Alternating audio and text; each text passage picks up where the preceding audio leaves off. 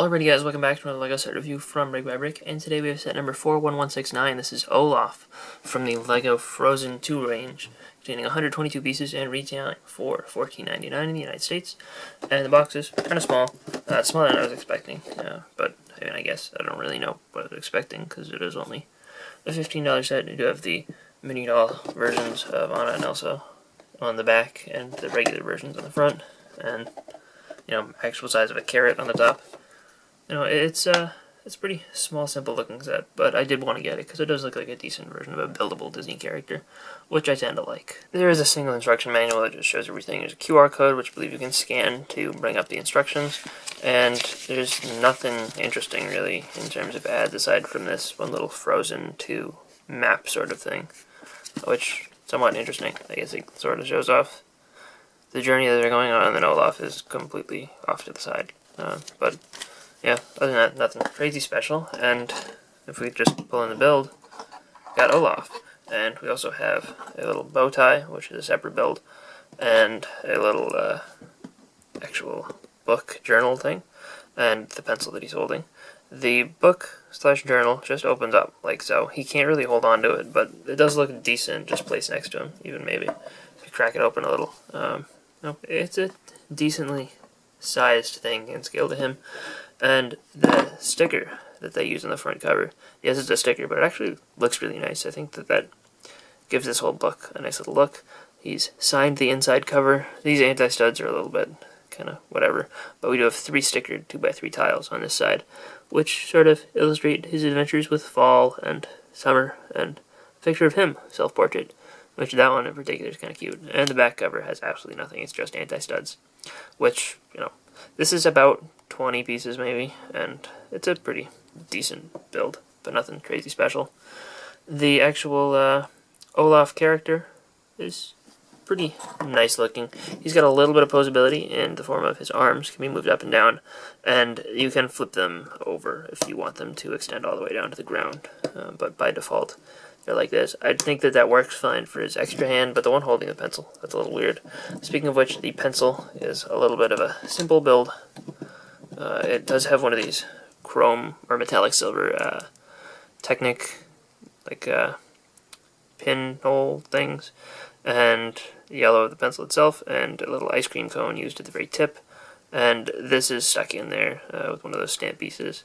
It's sort of a clever little build, but it just looks okay.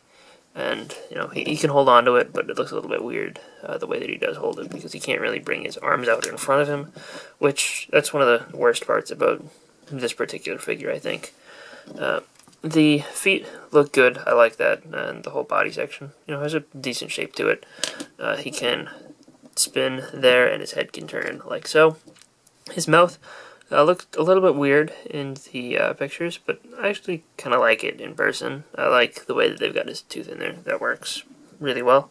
And, I think from most angles he looks pretty good, but from a straight side-on view where you can see the way the carrot is attached, I think that is the weakest aspect of this character. And from the back, he doesn't look too bad. You can see a little bit of color peeking through here where there's like a less than 1 stud gap where they go from building studs up this way to studs outwards that way. But it's not too noticeable from most angles, and there's also that little bit of gray, which I kind of wish that they'd covered that part up. But the rest of it isn't too bad, and I do like how they get the little kind of almost hair up there.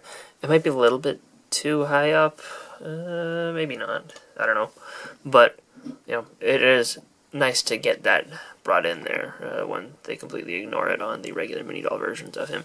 And he does have 2 printed 2x2 eyes, and it looks pretty good overall for a very simple $15 buildable figure set. I think that this is pretty effective. There's one other feature, and that is if you remove this from his middle chest area, which is a little bit hard to do, you have to pull his head off really to get at it, you can take this bow tie and put it on there. So I guess he's going to be wearing a bow tie at some point in the Frozen 2 movie. We'll see how that works out, but maybe not. But it has been sort of hinted at in several of the Frozen 2 sets. And it's a lot easier to remove the bow tie than it is to remove this, because this is actually really sturdily built. They used one of those new bracket pieces like this that they introduced in the Minecraft big figs, and that just makes it really sturdy. You can pull this off with no problem, and then you can put this back on with ease. But it's a little bit harder to do it the other way around. But overall, I think that this Olaf set is a pretty solid deal for $15. I think it looks pretty good on display, especially for the price point. I mean, yes, they could have done better probably if they made it a much larger thing, but this is nice and affordable, and I think it's a little bit more accurate in shape than the original mini doll or Disney Princess Olaf minifigure style thing. But I don't have the new one yet, so that one may be better. I'm not sure. We'll see once I eventually get it. But this is pretty cool. I'm a fan, and I'm glad that I picked this one up. So, thank you for watching, and I'll see you guys all next time. Bye, everyone.